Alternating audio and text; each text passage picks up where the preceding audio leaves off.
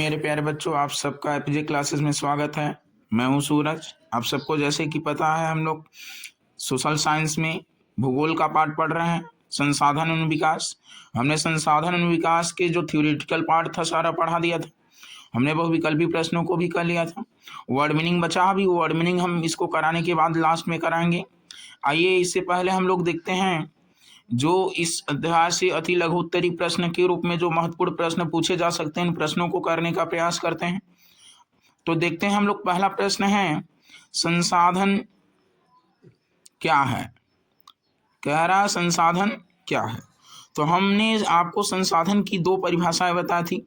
तो इसमें हमें पहला एनसीईआरटी के अनुसार लिखना है, हमारे पर्यावरण में उपलब्ध वह हर चीज जिसका उपयोग हमारी ज़रूरतों को पूरा करने के लिए किया जा सकता है, बशर्ते कि वह तकनीकी रूप से सुलभ हो, आर्थिक रूप से व्यवहार्य और सांस्कृतिक रूप से स्वीकार हो, उसे हम क्या कहते हैं? संसाधन। तो संसाधन क्या है आपको पता रहे। तो हमारे पर्यावरण में उपलब्ध हर वह चीज जिसका उपयोग हमारी ज़रूरतों को पूरा करने के लिए किया जा सकता है, बशर्ते कि वह तकनीकी रूप से सुलभ हो, आर्थिक रूप से स्वीकार हो या व्यवहार्य हो, सांस्कृतिक रूप से मान्य हो या स्वीकार हो, उसे हम क्या कहते हैं? संसाधन कहा जा सकता है। जैसे कोयला, पानी, हवा, खनिज आदि संसाधन के क्या हैं? कुछ उदाहरण। अगला प्रश्न हम देखते हैं, संसाधन में मानव की क्या भूमिका है। तो देखते हैं हम लोग, मानव प्रौद्योगिकी के माध्यम से प्रकृति के साथ अंतःक्रिया करता है। तो मानव किसके माध्यम से प्रकृति के साथ अंतःक्रिया करता है? तो मानव प्रौद्योगिकी के साथ, ठीक है, प्रकृति के साथ अंतःक्रिया करता है। ये बात आपको पता रहे कि मानव टेक्नोलॉजी के साथ, जो प्रकृति के साथ क्या करता है? अंतःक्रिया। और अपने आर्थिक विकास में तेजी लाने के लिए संस्थानों का क्या करता है? निर्माण करता है मानव। तो अपने आर्थिक कार्यों में तेजी लाने के लिए संस्थानों का क्या करता है? निर्माण।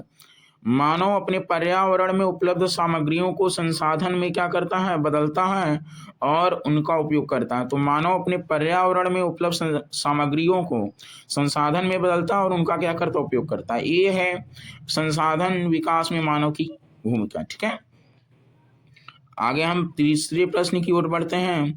तो उत्पत्ति के आधार पर संसाधनों को कैसे वर्गीकृत किया जा सकता है।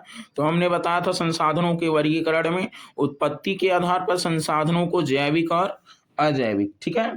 तो उत्पत्ति के आधार पर संसाधनों को दो वर्गों में, जैविक और अजैविक।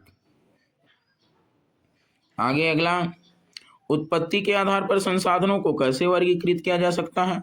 तो जैविक अजैविक हो गया। अजैविक संसाधन क्या है?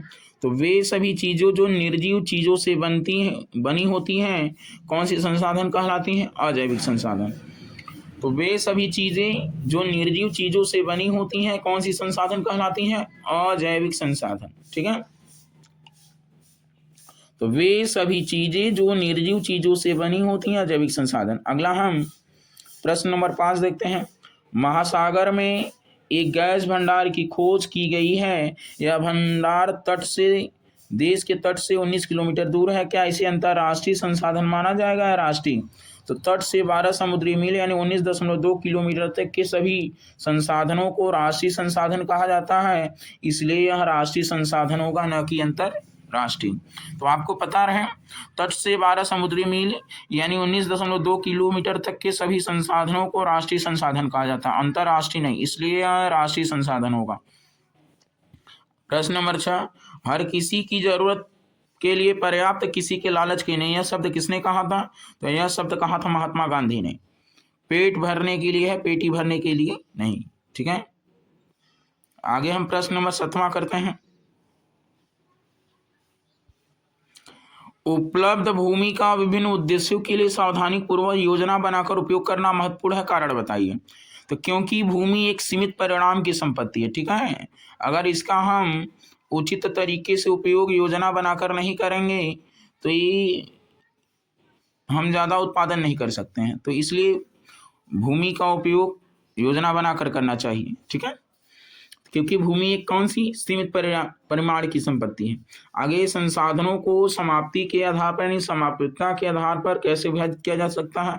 तो हमने बताया था समाप्यता के आधार पर जो संसाधनों का वर्गीकरण हुआ है, नवीकरणीय और अनवीकरणीय। ठीक है, नवीकरणीय और अनवीकरणीय, ये समाप्तता के आधार पर संसाधनों का वर्गीकरण है। आगे 9वां हम देखते हैं, निम्नलिखित संसाधनों को जैविक अजैविक रूप में वर्गीकृत, जैसे धातु दिया है जीव जंतु, तो धातु अजैविक में और जीव जंतु किसमें, जैविक में। ठीक है, ये बात आपको पता रहे। तो जो धातु है वो अजैविक है क्योंकि ये निर्जीव है, जो जीव जंतु होते हैं वो सजीव हैं। ठीक है, तो वो जैविक होंगे। आगे अगला प्रश्न हम देखते हैं,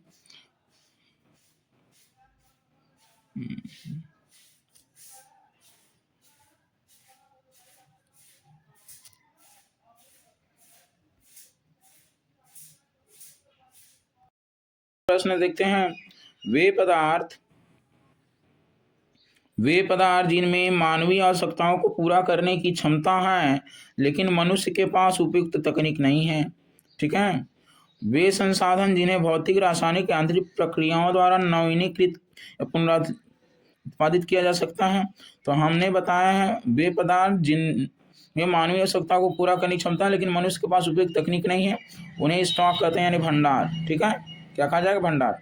और वे संसाधन जिन्हें भौतिक रासायनिक यांत्रिक प्रक्रिया द्वारा नवीनीकृत या पुनरुत्पादित किया जा सकता है उसे नवीकरणीय। ठीक है, भारत के किन्हीं 2 राज्यों के नाम बताइए जहां सौर ऊर्जा से समृद्ध हैं। तो ऐसे 2 राज्यों के नाम है गुजरात और राजस्थान। ठीक है, जो सौर ऊर्जा से समृद्ध हैं। संसाधन विकास जिन 2 कारकों पर निर्भर करता है उनके नाम बताइए। प्रौद्योगिकी और मानव संसाधन की गुणवत्ता। तो संसाधन विकास निम्नलिखित 2 कारकों पर निर्भर करता है जिनका नाम है, एक तो टेक्नोलॉजी और दूसरा है मानव संसाधन की गुणवत्ता। भारत का कुल भौगोलिक क्षेत्रफल कितना है? तो भारत का कुल भौगोलिक क्षेत्रफल हमने बताया था 32,87,263 वर्ग किलोमीटर है। तो हमने बताया था भारत का क्षेत्रफल कुल कितना है, 32,87,263 वर्ग किलोमीटर। आगे देखते हैं,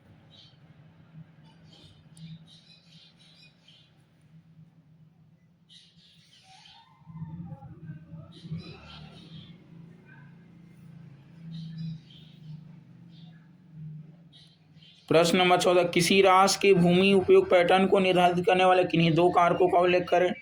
तो किसी राष्ट्र के भूमि उपयोग पैटर्न को निर्धारित करने वाले 2 कारक, एक तो स्थलाकृति और एक तो क्या है, जनसंख्या। ये 2 कारक हैं। बंजर भूमि क्या है, भूमि का अनुप्रयुक्त क्षेत्र, जैसे चट्टानी, शुष्क और रेगिस्तानी क्षेत्र, यानी उसे हम बंजर भूमि कहते हैं। जो अनुप्रयुक्त है, यानी जैसे चट्टानी वाला भाग, शुष्क भाग, रेगिस्तानी क्षेत्र, ये उपयोग नहीं होते हैं, प्रयुक्त नहीं होते हैं। तो जो भूमि का प्रयुक्त क्षेत्र होता है वो बंजर भूमि है। ठीक है, शुद्ध बोया गया क्षेत्र क्या है, हमने बताया था, वर्ष में एक बार बोया गया शुद्ध बोया गया क्षेत्र कहलाता है। तो वर्ष में एक बार बोया गया क्षेत्र, तो वर्ष में एक बार में जितना क्षेत्र बोया गया है, ठीक है। तो जैसे शुद्ध बोया गया क्षेत्र क्या है, वर्ष में एक बार या शुद्ध बोया गया क्षेत्र, बोया गया या क्षेत्र शुद्ध बोया गया क्षेत्र कहलाता है। ठीक है, आगे सकल बोया गया क्षेत्र क्या है, यह किसी विशेष वर्ष में एक वर्ष या एक बार से अधिक बोए गए कुल क्षेत्र को क्या करता है, दर्शाता है। एक वर्ष में जितनी बार बोया गया है उतनी बार क्षेत्र की क्या की जाती है, गणना। अगर वर्ष में 2 बार बोया जाएगा तो 2 बार गणना करेंगे। ठीक है ना। ऐसे 2 राज्यों के नाम बताइए जिनका शुद्ध बोया गया क्षेत्र उच्च प्रतिशत में है। तो ऐसे जो 2 राज्य हैं, पंजाब और हरियाणा। ऐसे 2 राज्यों के नाम बताइए जिनका शुद्ध बोया गया क्षेत्र फल बहुत कम है। तो ऐसे 2 राज्यों के नाम है अरुणाचल प्रदेश और मिजोरम, जिनका बोया गया क्षेत्र क्या है, बहुत कम है। अरुणाचल प्रदेश और मिजोरम। आगे अगला प्रश्न, भारत में कितनी बंजर भूमि है? तो लगभग 130 मिलियन हेक्टेयर भारत में बंजर भूमि है। ऐसे 2 राज्यों के नाम बताइए जहां अत्यधिक चराई भूमि का कारण है। तो हमने बताया था मध्य प्रदेश, राजस्थान और महाराष्ट्र।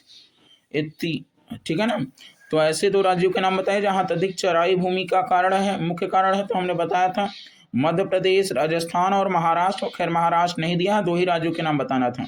ठीक है। जैविक संसाधन क्या है?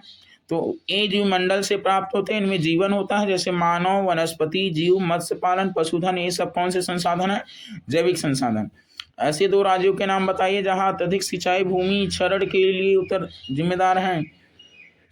तो हमने बताया था ऐसे तो जहाँ अत्यधिक सिंचाई, तो पंजाब, हरियाणा और पश्चिमी उत्तर प्रदेश, दो ही का पूछ रहा है, लेकिन तीसरा जो होता है पश्चिमी उत्तर प्रदेश, ठीक है ना। तो पंजाब हरियाणा में जो भूमि निम्नीकरण का कारण उत्तरदायी वो है अत्यधिक सिंचाई, और पश्चिमी उत्तर प्रदेश में भी। ऐसे दो राज्यों के नाम बताइए जहां खनन भूमि क्षरण के लिए जिम्मेदार है। तो झारखंड और मध्य प्रदेश, ठीक है। तो ऐसे दो राज्यों के नाम बताइए जहां खनन भूमि क्षरण के लिए क्या है, जिम्मेदार हैं। तो ऐसे राज्यों के नाम है झारखंड और मध्य प्रदेश जहां पर भूमि निम्नी क्षरण के लिए क्या उत्तरदायी है, खनन। आगे अगला प्रश्न,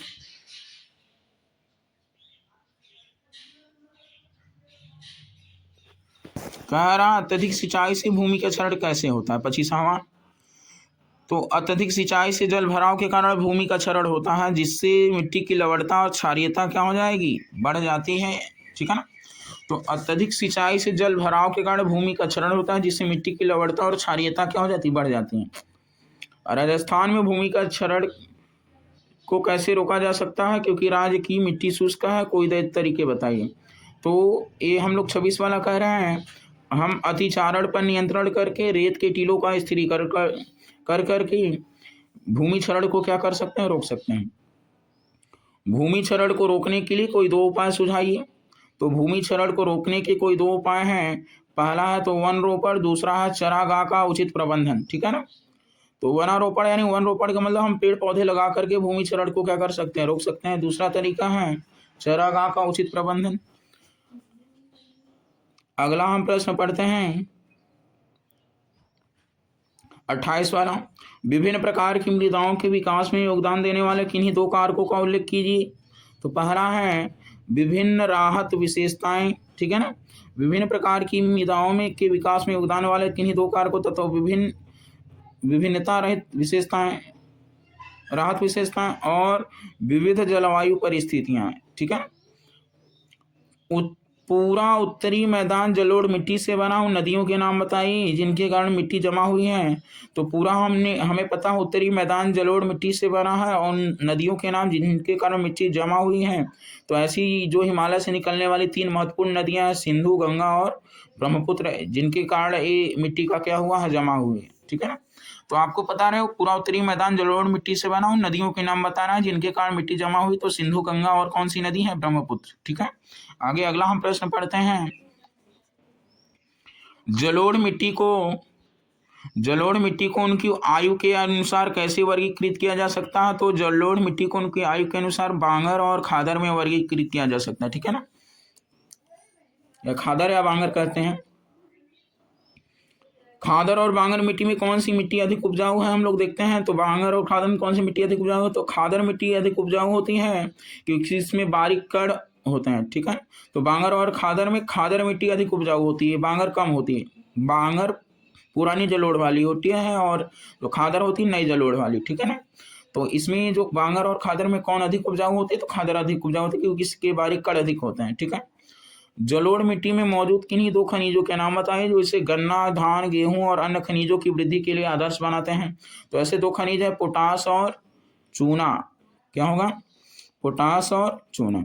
एक महत्वपूर्ण फसल का नाम बताइए जो निम्न में उगाई जाती है, जलोढ़ मिट्टी और काली मिट्टी। तो जलोढ़ मिट्टी में गेहूं और काली मिट्टी में कपास, ठीक है।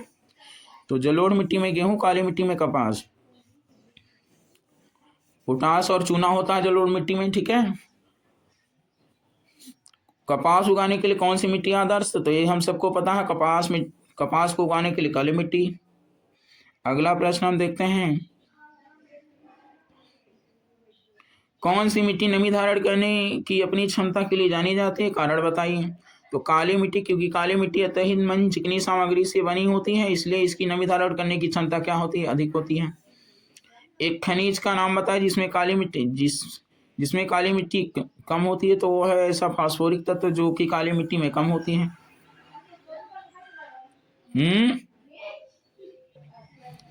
पहली बारिश के तुरंत बाद काली मिट्टी की जुताई क्यों की जाती है।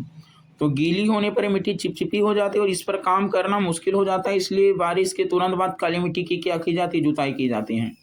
तो पता रहे आपको, पहली बारिश के तुरंत बाद काली मिट्टी की जुताई क्यों की जाती है, क्योंकि गीली होने पर मिट्टी चिपचिपी हो जाती है और इसका काम करना क्या हो जाता है, मुश्किल। उस मिट्टी का नाम बताइए जो क्रिस्टलीय आग्नेय चट्टानों पर विकसित होती है। तो उस मिट्टी का नाम है जो क्रिस्टलीय आग्नेय चट्टानों पर विकसित होती है, लाल मिट्टी। ठीक है।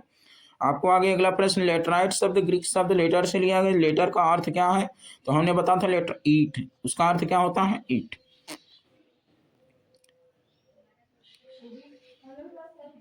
बहता पानी चिकनी मिट्टी को काटता है, गहरी नालियां बनाता है, उन्हें क्या कहते हैं, तो हमने बताया था इसे अनालिका अपर्दन कहते हैं। यानी जब बहता पानी मिट्टी को काटते हुए नाली बना लेता है, नालियां बना लेता है, इसे अनालिका अपर्दन कहते हैं। ठीक है। किस राज्य में अधिकतर लेटराइट मिट्टी पाई जाती है, तो कर्नाटक राज्य में अधिकतर लेटराइट मिट्टी पाई जाती है। ठीक है। तो किस राज्य में अधिकतर लेटराइट मिट्टी पाई जाती है, कर्नाटक में। कौन सी मिट्टी भारी वर्षा के कारण तीव्र निस्खलन का परिणाम है, तो लेटराइट मिट्टी। और लेटराइट मिट्टी किस राज्य में अधिक, कर्नाटक में। ठीक है। लेटराइट मिट्टी निस्खलन का परिणाम है। उच्च तापमान और भारी वर्षा वाले क्षेत्रों में विकसित होने वाली मिट्टी का नाम बताइए। तो उच्च तापमान और भारी वर्षा वाले क्षेत्रों में विकसित होने वाली मिट्टी का नाम है लेटराइट मिट्टी। लेटराइट मिट्टी से जुड़ी किन्हीं दो फसलों के नाम बताइए। चाय और कॉफी लेटराइट मिट्टी में उगाई जाती हैं। कौन सी मिट्टी आमतौर पर बनावट में रेतीली और प्रकृति में खारी होती है, तो ऐसी कौन सी मिट्टी है, शुष्क मिट्टी। शुष्क मिट्टी के निचले क्षितिज पर कंकर का कब्जा है, कारण बताइए।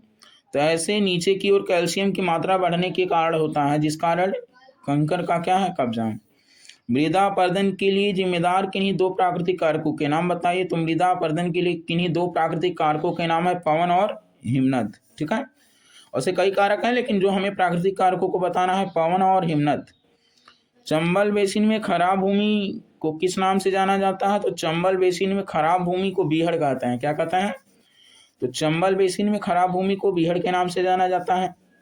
शीट अपर्दन क्या है, जब बहते पानी के कारण मिट्टी की ऊपरी परत बड़े क्षेत्र में बह जाती है, तो इसी को शीट अपर्दन कहते हैं। यानी जब बहते पानी के कारण मिट्टी की ऊपरी परत बड़े क्षेत्र में बह जाती है, तो इसे कौन सा अपर्दन कहेंगे, शीट अपर्दन। वायु अपर्दन क्या है, हवाएं समतल या ढलान वाली भूमि से ढीली मिट्टी को उड़ा देती हैं, इसे कौन सा अपर्दन कहेंगे, वायु अपर्दन। ठीक है।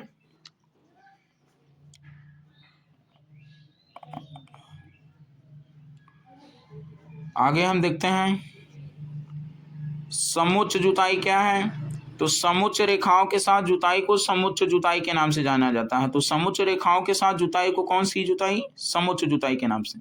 समुच्च रेखाओं के साथ जुताई करने से ढलानों से पानी का बहाव क्या हो जाता है, धीमा। ठीक है ना। आश्रय बेल्ट क्या है, फसलों के बीच में लगाए गए पेड़ों की पंक्तियों को आश्रय बेल्ट के रूप में जाना जाता है। ठीक है ना। तो जो फसलों के बीच में लगाए गए पेड़ों की पंक्तियां होती हैं, उन्हीं को क्या कहते हैं, आश्रय बेल्ट के नाम से जाना जाता है। फसलों के बीच लगाए गए पेड़ों की पंक्तियों को आश्रय बेल्ट के नाम से जाना जाता है। आश्रय पट्टियां मृदा संरक्षण में किस प्रकार सहायक हो, तो आश्रय पट्टियां हवा के बल को क्या करती हैं, तोड़ती हैं। पश्चिमी भारत में मृदा संरक्षण में महत्वपूर्ण योगदान देने वाली विधि का नाम बताइए। तो पश्चिमी भारत में मृदा संरक्षण में महत्वपूर्ण योगदान देने वाली विधि का नाम है आश्रय बेल्ट। ठीक है। अगला हम देखते हैं प्रश्न, पश्चिमी भारत, ये तो हो गया, हमने पढ़ लिया है। शुद्ध बोया गया क्षेत्रफल भारत में कुल क्षेत्रफल का कितना प्रतिशत शुद्ध बोया गया क्षेत्र है, तो वर्ष में एक बार बोया गया क्षेत्र शुद्ध बोया गया क्षेत्र कहलाता है। 2008-9 में भारत में 46.24 क्षेत्र शुद्ध बोया गया क्षेत्र था। सकल बोया गया क्षेत्र क्या है, जब किसी एक विशेष वर्ष कृषि में एक से अधिक बार बोया गया क्षेत्र या शुद्ध बोया गया क्षेत्र सकल बोया गया क्षेत्र कहलाता है। ठीक है ना। किसी विशेष वर्ष में एक से अधिक बार जब बोया गया होता है। ठीक है। भारत में सबसे अधिक फैली हुई मिट्टी कौन सी है, तो भारत में सबसे अधिक फैली हुई मिट्टी कौन सी मिट्टी, जलोढ़ मिट्टी। खराब भूमि क्या है, खराब भूमि क्या है, यह वह भूमि है जो खेती के लिए क्या है, अनुपयुक्त है। मुख्य रूप से मिट्टी का कटाव भूमि उपजाऊ भूमि को खराब भूमि में बदल देता है। अनालिका अपर्दन क्या है, और नालिका अपर्दन तब होता है जब बहता पानी वनस्पति की अनुपस्थिति में यानी अनुपस्थिति में गहरी खाइयों को काटता है। इस प्रकार का अपर्दन मिट्टी के लिए अनुपयुक्त बना देता है। ठीक है। स्ट्रिप क्रॉपिंग क्या है? स्ट्रिप क्रॉपिंग के तहत बड़े खेतों को पट्टियों में विभाजित किया जाता है। अलग अलग प्रकार की फसलों को वैकल्पिक पट्टियों पर समुच्च रेखाओं के साथ हवाओं में की प्रचलित दिशा के विपरीत उगाया जाता है, तो इसे हवाओं का बल क्या हो जाता है? टूट जाता है। भूमि क्षरण के लिए जिम्मेदार किन्हीं दो मानव निर्मित और दो प्राकृतिक कारकों का उल्लेख करें। तो मानव निर्मित जैसे वनों की कटाई, अतिचारण, खनन, उत्खनन, प्राकृतिक जल भराव, हवा, बहता पानी, ये सब ऊपर वाले मानव निर्मित हैं और नीचे प्राकृतिक। ठीक है ना। काली मिट्टी में पाए जाने वाले किन्हीं 4 खनिजों के नाम बताइए। कैल्शियम कार्बोनेट, मैग्नीशियम, पोटास और चूना। ठीक है। पोटास, चूना, कैल्शियम कार्बोनेट और मैग्नीशियम। निच्छालन क्या है? निच्छालन के कारण विकसित होने वाली मिट्टी के नाम बताइए। निच्छालन एक प्रक्रिया है जिसके द्वारा मिट्टी में मौजूद पोषक तत्व बारिश के कारण बह जाते हैं। ठीक है ना। लेटराइट मिट्टी निच्छालन के कारण विकसित होती है। तो निच्छालन एक प्रक्रिया है जिसके द्वारा मिट्टी में मौजूद पोषक तत्व भारी बारिश के कारण कहाँ चले जाते हैं? नीचे चले जाते हैं या बह जाते हैं। अगला कोई 4 उचित कृषि तकनीक बताए जो मृदा संरक्षण में सहायक हो सकती है। Strip cropping, shelter belt, contour ploughing, terracing. लाल मिट्टी के 2 नुकसान बताइए। तो मिट्टी में नाइट्रोजन, कार्बनिक और फॉस्फोरिक एसिड की कमी होती है या कम उपजाऊ होती है। लाल मिट्टी प्रकृति में छिद्रपूर्ण होती है लेकिन नमी को बरकरार नहीं रख सकती है। उपलब्ध भूमि का सावधानीपूर्वक नियोजन के साथ विभिन्न उद्देश्यों के लिए उपयोग करना महत्वपूर्ण है। कारण बताइए। क्योंकि यह सीमित परिमाण की क्या परिसंपत्ति है। प्रकृति की विभिन्न शक्तियों का उल्लेख करें जो मिट्टी के निर्माण में योगदान करती हैं। तो तापमान में परिवर्तन, बहते पानी, हवा और ग्लेशियरों की क्रिया, अपघटकों की गतिविधियां आदि मिट्टी के निर्माण में क्या करते हैं? योगदान करती हैं। ठीक है। तो आज हमने इस अध्याय से महत्वपूर्ण प्रश्नों को अति लघु उत्तरीय प्रश्न के रूप में 68 हमने प्रश्नों को किया है। इसके आगे हम अति लघु तो हो गया, लघु और दीर्घ उत्तरीय प्रश्नों को करेंगे। इसके बाद इस अध्याय से संबंधित महत्वपूर्ण शब्दावली को। तो आज हम लोग यहीं तक। धन्यवाद आप सबका।